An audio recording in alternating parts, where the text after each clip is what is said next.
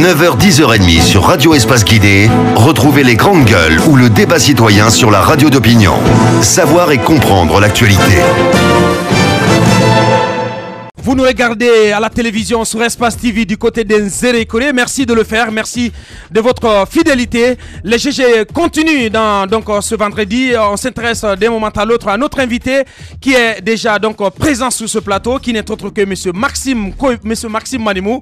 Il est porte-parole du FPDD, le Front Patriotique pour la démocratie et le développement, et un parti politique donc qui présente la candidature de l'ex-homme fort de la junte guinéenne de 2008-2009. L'ex-capitaine Moussa Dadis Camara. Plus tard, si le temps le permet, on fera un détour du côté de la baie où des gendarmes à Printemps sont allés chercher hier, donc nuitamment, un animateur de bar américain suite à une convocation, donc suite aussi à une plainte du fils du gouverneur Sadou Keita. Oumar Bari donc sera en ligne pour nous expliquer tout cela. Notre invité sur ce plateau, Monsieur Manimou, bonjour. Il n'a pas de micro. Monsieur Manimou, bonjour. Bonjour. Bienvenue dans cette émission. Merci. D'abord, un coup d'œil. On va faire un clin d'œil à nos auditeurs qui ont réagi à nos sujets depuis ce matin. Ce premier message qui dit quoi? Bonjour les GG, c'est Ivoirien, le roi espacien depuis Matoto. Je donne raison à Moussa Yeroba. Toujours bonne analyse. Bonjour, docteur Traoré de Kountia. Où sont nos lois? Pourquoi le consensus? Mais si elle existe, qu'on les applique tout simplement. La seule solution, c'est le respect de la loi, sauf que le Guinéen n'aime pas la loi. Salut, si l'opposition n'a pas confiance, n'a confiance en aucune institution en Guinée, faisons appel aux extraterrestres. Alors, pauvres de nous, c'est un message signé d'Antoine Auguste depuis Coloma. Bonjour, les GG Aboubakar, le message n'est pas venu au complet. Nous ne voulons pas de l'OUF, c'est une organisation qui n'est pas crédible. Oui à la certification de l'élection présidentielle par l'ONU, c'est Rafiou qui le dit. Je suis désolé, monsieur Soriba Sorel, votre campagne d'assainissement est un échec total. Rendez démission, c'est un message signé de Lai Diasso depuis Bokeh. On nous écoute de ce côté-là. Bonjour, pour terminer, c'est Lamarana depuis Sonfonia, Soriba Sorel, au lieu de ramasser, le message n'est pas venu au complet. On revient sur la question de salubrité avec le cas de Danta hier. Mohamed Djibril, vous aviez quelque chose à rajouter? Oui, mais c'est important. Vous vous souvenez sans doute, lorsqu'à un moment donné, le gouvernorat, avec l'accompagnement du gouvernement, avait demandé 36 milliards de francs guinéens pour assainir la capitale. Ouais. Pour assainir la maison, plutôt. Pour assainir la capitale. Ensuite, on apprend que la question a été complètement retirée au gouvernement de la ville de Conakry pour être confiée au ministère de tutelle, le MATD, le ministère de l'administration de la décence. Mais la question... N'allez pas défendre. Non, mais je ne défends personne. Ouais. La question qu'il faut se poser, les 36 milliards, si ils ont bien été débloqués, qu'est-ce qu'on a fait de ces 36 milliards? Comment ces 36 milliards, c'est quand même, c'est pas quand même une modique somme. Comment ces 36 milliards ont-ils été utilisés? Est-ce qu'ils ont été à bon escient? En tout cas, les immondices continuent à s'amonceler le long des rues de la capitale. On se demande quelle utilisation a-t-on fait de ces 36 milliards? Je pense que c'est la question qu'il faut se poser aujourd'hui. On ne peut pas débloquer 36 milliards et ne pas voir du nouveau au soleil. Qu'est-ce que vous voulez insinuer? Mais les 36 milliards, interrogeons-nous sur l'utilisation de ces 36 milliards. Ça, c'est en parlant de ces 36 milliards. Oui, mais... Ça, c'est en parlant de ces 36 milliards. Mais ça crève les yeux, Mohamed Djibril. Partout où tu passes, mais des tas d'immondices ici et là. C'est incroyable. Ont quand même été réclamés par le gouvernement. Qu'est-ce qu'on en a fait? Dans les marchés, ces pauvres femmes, ces pauvres personnes qui vendent, il y a une taxe qu'on appelle salubrité. Dans les marchés, on l'appelle salubrité. Ouais. Toutes ces femmes, imaginez dans chaque marché qui donnent 5 000 francs à la fin de chaque mois. Ça c'est sans parler de ces taxes quotidiennes que ces dames-là payent dans les marchés. Où va cet argent? Comment est-il géré? À quoi sert-il finalement? Parce que les femmes sont en train de crouler sous le poids des ordures, des immondices dans les marchés. Finalement, on se demande comment se passe cette gestion. Rien n'est sain. Aucune gestion n'est saine. Du sommet à la base, finalement, les gens se demandent où se donner la tête. Attention au choléra. Hein. Monsieur Maxime Manimou, Ahmed a quelque chose à rajouter? Non, de toutes les façons, je veux dire tout simplement qu'on a besoin de réformes dans notre société aujourd'hui. Quand je dis réforme, vraiment on a des cadres qui ne méritent pas. Et monsieur le président de la République, vraiment en choisissant, choisissez les personnes vraiment intègres. C'est important aujourd'hui parce que c'est choquant, c'est choquant de voir qu'on distribue des milliards et qu'en résultat, il n'y a rien. J'étais dans ce studio quand Moussa me disait, il parlait de brigade verte quand vous jetez votre boîte de canettes dehors ou de brigade jaune, je n'en sais rien. J'ai dit, cette brigade ne sera tout simplement pas la bienvenue parce que quand vous Aboubacar, quand vous consommez une canette, où est-ce que vous la jetez? Vous n'avez même pas de poubelle. Il n'y a pas de poubelle. Vous n'avez pas de poubelle et on vous parle de brigade verte. On la jette à la rue. Quelle brigade verte? Je pense qu'il faut prendre ses responsabilités. Écoutez, je ne dis pas que moi je le fais. Même si je le fais. Tu as une poubelle dans ta voiture. Même s'il le fait. Tamba le fait. Tamba le fait à longueur de journée. Oui, Moussa Yoro dit de ne pas le faire. Moi, je vais poser la question à Moussa Yoro. Je ne sais pas. De toute façon, je ne le fais jamais. Dans ma voiture, j'ai un plastique, je mets les ordures dedans. Quand j'arrive chez moi, je mets dans ma poubelle. Et quand vous mettez dans la poubelle à la maison, après la poubelle de la maison, vous la mettez où? Il y a quelqu'un qui vient ramasser les ordures. Et ça part où? Parfois nous brûlons. Ça part où? Écoutez, parfois on profite des grandes pluies. Oui, surtout dès qu'il pleut à Conakry, les femmes profitent pour aller jeter tout dans les caniveaux. C'est assez grave. On va revenir plus longuement sur ce sujet-là, Tamba, si vous permettez, la semaine prochaine. On s'intéresse à notre invité, M. Maxime Manimou. Bonjour et bonne arrivée. Bonjour. Merci. Alors, Mohamed Djibril, première question. FPP, c'est une FPDD. Attention, voilà, Front Patriotique ne déformez pas. Pas Front, Force Patriotique. Force Patriotique. Voilà, c'est pourquoi nous aimons dire le parti des forces patriotiques pour la démocratie et le développement. Bien. Force Patriotique. Force au pluriel. Force au pluriel. Très bien. Ok. Donc, Force Patriotique pour la démocratie et le progrès, c'est une nouvelle... Et le développement. Qu'est-ce que tu as aujourd'hui, Mohamed? Une nouvelle formation politique qui vient donc de naître, qui vient donc de s'ajouter à la longue liste des formations que connaît déjà l'échiquier politique guinéen. D'abord, expliquez-nous les raisons qui ont prévalu à la création de ce parti. Attention, je voudrais apporter des modifications. Hein. Ouais. Le parti ne vient pas d'être créé. Hein. Ouais. C'est un parti qui existe depuis 2011. Le 27 août 2011, le parti a été créé. Mais ce qui nous intéresse, c'est la candidature de Moussa Dadis parce qu'on n'a pas suffisamment de temps. Oui, mais c'est important qu'il parle un peu de l'historique. C'est ça, ils ont besoin de connaître le parti. Parce que pour beaucoup, c'est une formation nouvelle. Mais allez-y alors. Voilà, donc c'est un parti qui existe depuis 2011, comme je le dis, et qui a déjà tenu 2 congrès.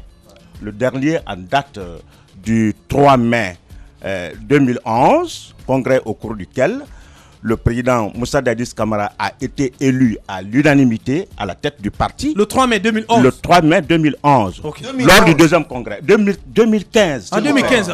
S'il vous plaît, 2015. C'est bien. Le 3 mai 2015, le 2e congrès s'est tenu là. Congrès au cours duquel le président Moussa Dadis Camara a été élu à la tête du parti. Et par la même occasion, nous l'avons investi. Oui, bien sûr, avec son accord, nous l'avons investi. Candidat aux élections présidentielles de 2015. Donc c'est pas, oui, c'est pas un nouveau parti, je le répète. Vous l'avez. Pour nous, c'est un nouveau parti parce qu'on l'a jamais connu. Alors, si vous avez choisi le candidat Moussa Dadis Camara, c'est que il y a quelque chose à vendre pour que les Guinéens puissent voter pour lui. Oui. Qu'est-ce que vous pouvez vendre? Quelle est la confiance que les Guinéens peuvent porter aujourd'hui à ce parti, au candidat Moussa Dadis Camara? Je vais en profiter pour poser cette autre question. Oui. Qui était à la tête du FPDD avant Moussa Dadis Camara? Qui en était le président? Avant Moussa Dadis Camara, Dr Zebela Touba Pivi était le président des FPDD. Qui est-il? Il est fonctionnaire au ministère des Sports. Oui. Voilà. Et c'est lui qu'on a élu lors du premier congrès comme président du parti. Pourquoi Moussa Dadis Camara? Pourquoi le choix de Moussa Dadis Camara? Mais l'homme est déjà connu sur le terrain. Ce n'est pas un choix anodin. Je pense qu'il faut repréciser la question. Pourquoi lui? Pourquoi lui? Voilà, malgré tout ce qu'il y a autour. Exact. Pourquoi lui? Parce que nous savons que le président Moussa Dadis Camara a déjà fait ses preuves. Il faut le reconnaître, il a fait ses preuves. Quelles preuves? Quelles preuves? À la tête de l'État guinéen pendant 9 mois, nous avons compris que le président Moussa Dadis Camara a des vertus de probité morale, de patriotisme, de sincérité, d'équité dans la gestion des affaires de l'État. Déjà, il est connu, mais bien sûr, il est connu. Il est connu sur au moins disons, par tous les Guinéens. Il a été chef d'État déjà. Oui, par Donc, rapport à Dadi Show. s'il n'avait pas posé, s'il n'avait pas laissé de traces indélébiles, mais nous ne l'aurions pas choisi. Oui, mais le président Moussa Dadis Camara, on a su que lui, il est pragmatique. Quand il s'agit par exemple de prendre des décisions concernant les affaires de la nation, il était pragmatique, ça c'est clair. Et nous avons encore compris. Donc vous pensez qu'il a un bilan. Il a un bilan positif. Même mais oui, le bilan est positif. Et nous avons surtout compris que c'est Moussa Dadis Camara qui peut aujourd'hui rassembler les Guinéens autour d'un idéal commun. Rassembler les Guinéens. Oui, rassembler autour. Sous le règne duquel il y a eu ce triste massacre mais si vous voulez, et qui continue d'ailleurs d'écorner sérieusement son image. Regardez, dans notre projet de société, il y a un point important. Nous avons dit que nous allons veiller au respect de la justice pour sauvegarder les libertés individuelles. Vous savez, cet événement du 28 septembre, et vous et moi n'avons pas la compétence de faire des accusations gratuites. Laissons la justice faire son travail. Moi, je préfère qu'on mais en tant que chef de l'État, à l'époque, commandant en chef des forces armées, sa responsabilité, il y a une responsabilité supposée quand même de... Oui, bien sûr. Supposé, en tant que premier responsable de l'armée. Supposé que nous ne nous connaissons pas ensemble. Moussa Yero, on va ordonner. Allez-y, Moussa Yero. Permettez que je pose cette question. Oui, s'il vous plaît. Je reste quand même sur ma fin. Pour le cas du 28 septembre, je laisse la justice jouer son rôle. Mais on a vu ce qu'on a vu. Vous dites, on a vu ce qu'on a vu. On a vu ce qu'on a vu, c'est vrai. La justice jouera son rôle. Oui. La justice dira qui est coupable ou pas. Maintenant, vous dites qu'il a fait ses preuves. Je voudrais avoir des exemples concrets de ces preuves-là. Madame, vous ne pouvez pas nier que c'est sous le règne du président Moussa Dadis Camara que nous avons compris que la Guinée est capable de se prendre en charge. Comment ça? Parce que, écoutez, vous imaginez à ce moment-là, avec tout le déficit, avec le déficit abyssal que sa gestion a laissé. Attention, plus de 9 000 milliards de déficit. S'il vous plaît, déficit, attention. Nous allons parler des responsabilités. Peut-être si on y a 9 000 milliards, ce n'était plus au temps du président Dadis. C'était au temps de Sekouba. Que pendant qu'il était là, eh bien, les chantiers fonctionnaient correctement, les salaires étaient normalement payés, sans aucun retard, les étudiants avaient leur bourse à temps, mais ça c'est un record, il faut le reconnaître. Les hôpitaux fonctionnaient correctement. Comment? L'argent ne coulait pas à flot, mais le peu qui était là était bien géré. Alors, l'argent était très bien géré. Il parle de justice. Oui, mais c'est important de s'y arrêter un instant. Au lendemain des événements du 28 septembre, il faut quand même rappeler que le capitaine, à l'époque, Moussa Dadis Camara, avait mis en place une commission d'enquête nationale. Très bien. Qui était composée de Guinéens, pour la plupart, une commission qui a travaillé sur une certaine période, à l'issue de laquelle elle a rendu un rapport que tout le monde a dénoncé ici, parce que cette commission a rendu un rapport qui a dédramatisé les choses. Le nombre de morts est passé de plus de 150 morts selon les Nations Unies à moins de 100 morts. C'est quand même, on ne peut pas dire... C'est une aberration. C'est quand même une aberration. Une aberration de la part de qui, s'il vous plaît? Oui, mais de la part de cette commission. Parce que les membres de cette commission, les gens disaient qu'ils étaient téléguidés. Donc une aberration de la part de la justice, de la commission en question. De la commission qui a été mise en place par le président Dadis. Je ne sais pas si peut-être les membres de la commission n'étaient pas des juristes, je ne sais pas. Je peux pas, parce que je peux pas connaître. Ils n'étaient pas indépendants. Oui. Bon, de toute façon, ce que je sais, vous ne pouvez pas me dire que cette commission qui avait été mise en place était une commission oppressée, opprimée, je dirais, ou une commission qui avait une certaine pression de la part du gouvernement de l'époque. Vous n'avez pas les preuves, monsieur. Vous n'avez pas les preuves. À l'époque, j'ai parlé. Vous n'avez pas les preuves. On va s'intéresser à d'autres facettes. Ahmed Kamara. Vous n'avez pas les preuves. Il parlait de justice tout de suite. Faire asseoir le papa des gens à la télé pour crier sur eux. C'est ce que vous appelez justice? Attention. Les litiges à main levée. J'ai parlé comment de la justice. J'ai dit simplement de respecter la justice. Respecter la justice, ce qui s'est passé là. Est-ce qu'il était là pour juger ou quoi? Je ne sais pas. Je ne sais pas ce que vous voulez dire.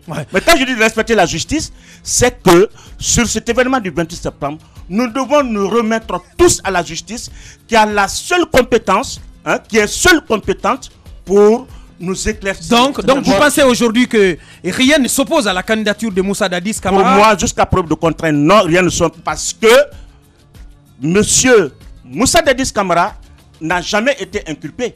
Ni condamné.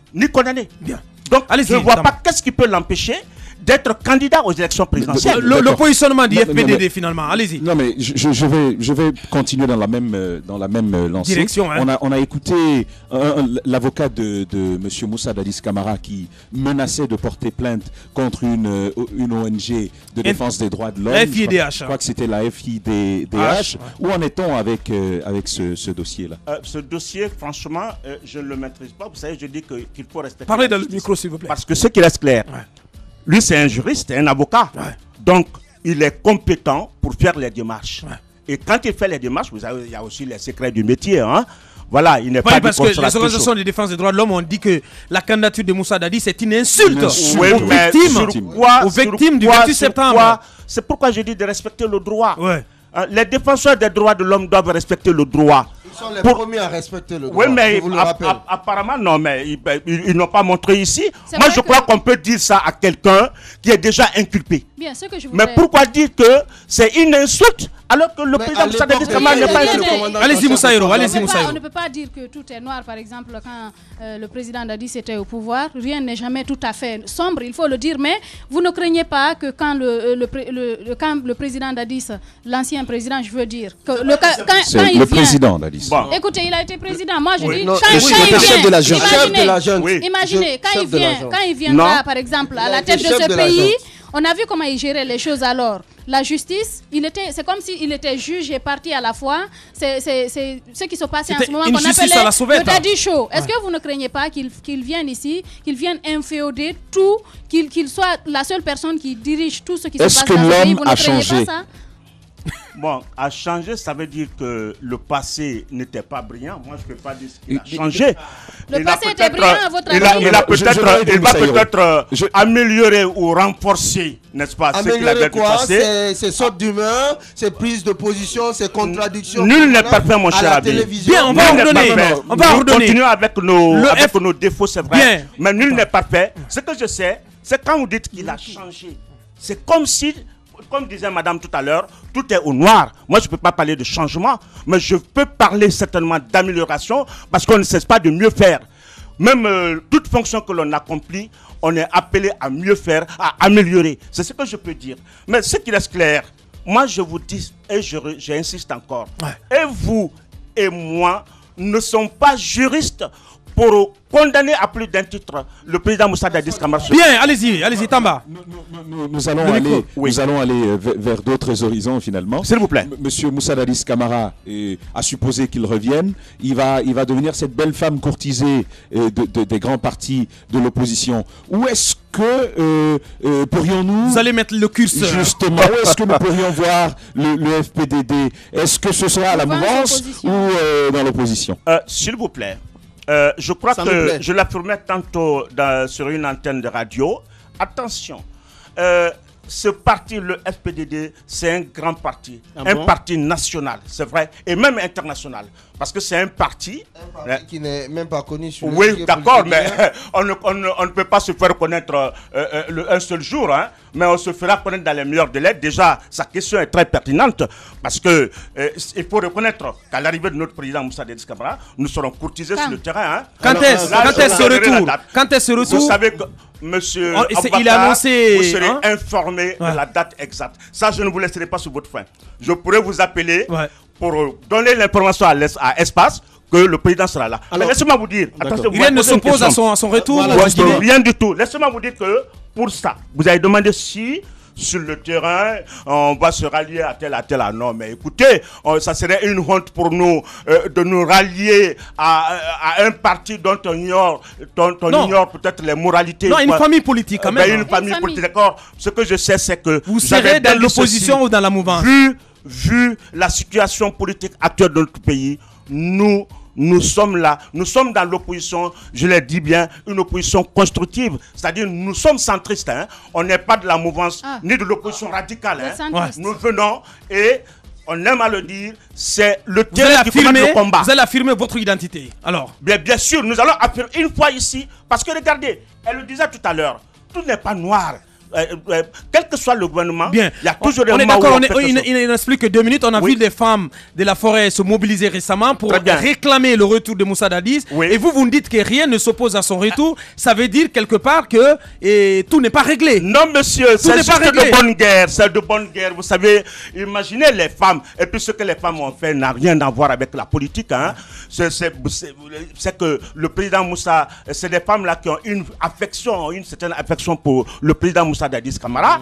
Et puis avec 5 ans passés à l'extérieur, ces femmes ont simplement dit, mais pourquoi notre fils ne pourrait pas venir rester avec nous au Bercail? C'est tout simplement ce que je pense. Ce n'est pas lié à une politique quelconque. Alors quelle chance à l'élection présidentielle? Est-ce que je peux faire une petite mise au point? Oui, rapidement. Tout à l'heure, quand on parlait, monsieur, lorsqu'on a été président de la République, lorsqu'on a été président de la République, lorsqu'on a été ministre, lorsqu'on a été ambassadeur, après cessation de fonction, on s'appelle président, ambassadeur. S'il vous plaît, reconnaissez-le.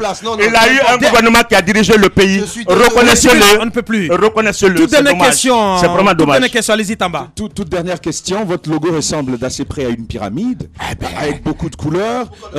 Pourquoi? Qu'est-ce qui se cache? Quel message attend derrière ce logo? Vous savez, ce logo, c'est très simple, puisque le temps ne nous permet plus.